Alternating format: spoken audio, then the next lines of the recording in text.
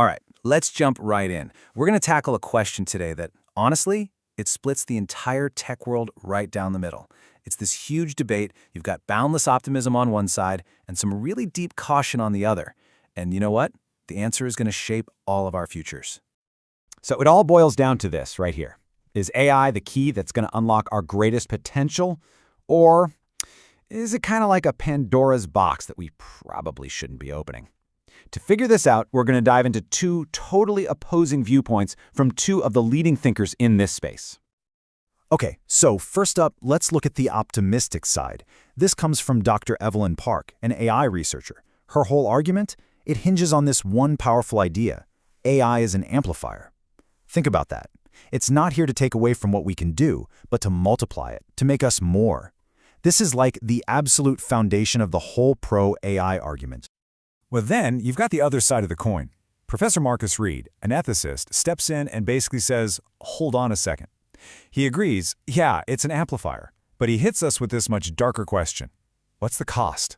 What's the price we're going to pay for all this new power? And boom, right there, that's the conflict. So let's really dive into Dr. Park's side of this, her case for progress. The whole idea is that AI is this incredible tool for positive change, like nothing we've ever seen before. Let's see what that vision actually looks like. And I mean, just look at the scale of this. We are not talking about small, little improvements here. Dr. Park is saying AI could help us tackle the biggest challenges humanity has. Curing diseases, figuring out climate change. It's about fundamentally expanding what it even means to be human. That's a huge claim. Now, you might be thinking, okay, but this feels different. It feels scarier. Dr. Park addresses that head on. She's basically saying, hey, remember when people were scared of electricity or the internet? Her point is that every huge, game-changing technology comes with fear and risk. For her, the real question isn't, is it risky? It's, how do we manage that risk? How do we govern it? Okay, so now let's completely switch gears. We have to look at Professor Reed's warning, because he argues these risks are, well, they're different. They're way more subtle, more insidious. He's telling us to look past all the shiny promises and really dig into the hidden costs of this stuff. And this slide, this is where they just collide, head on. You've got Dr. Park who believes, look, we can build governance to manage the risk. But Professor Reed, he's saying, no way. The tech is moving so fast, our ethics, our rules, they're always a step behind. It's like we're trying to build the fire truck after the house is already burned down. So what exactly are these dangers he's worried about? Well, this isn't some sci-fi movie with killer robots. No, this is real, and it's happening now. We're talking about algorithms that are biased when they decide who gets a job or who gets financial aid. We're talking about power becoming invisible, buried in lines of code no one understands. And maybe the scariest part, when things go wrong, who do you blame?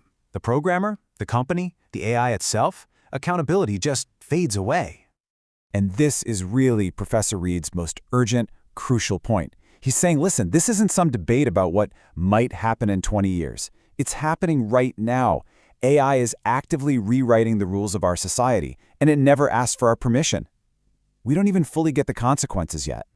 And all these practical dangers, they lead us somewhere much, much deeper. The conversation starts to shift. It's not just about what AI does to our society anymore. It's about what it does to us. Is it just a tool, or is it a mirror that's forcing us to ask, what does it even mean to be human?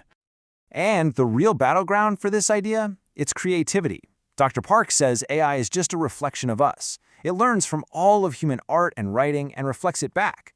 But Professor Reed, he has this chilling take. He says, yeah, but what happens when the reflection becomes a perfect copy, a replication? It's a subtle difference, reflection versus replication, but it is everything. And this is the question that Professor Reed leaves us with. And it's a heavy one. If machines can do the things we thought made us special, if they can write the poem, paint the picture, compose the symphony, then what's left for us? What's the point of the human soul if everything it does can just be automated? But Dr. Park has this incredible response. She basically flips the whole question on its head.